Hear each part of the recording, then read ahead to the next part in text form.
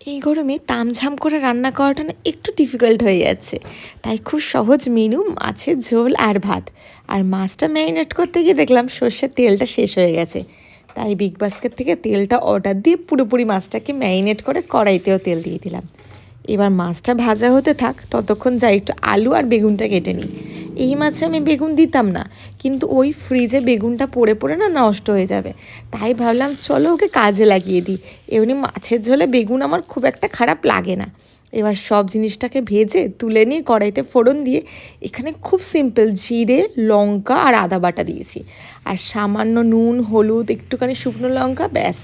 এবার সমস্ত জিনিসটা কষিয়ে আলুটা দিয়ে ঝোলটা ফুটলে মাছটা দিয়ে দেবো, আর নামানোর আগে হালকা ঘরে বানানো গরম মশলা আর ঘি, ব্যাস মাছ ভাত আমার রেডি।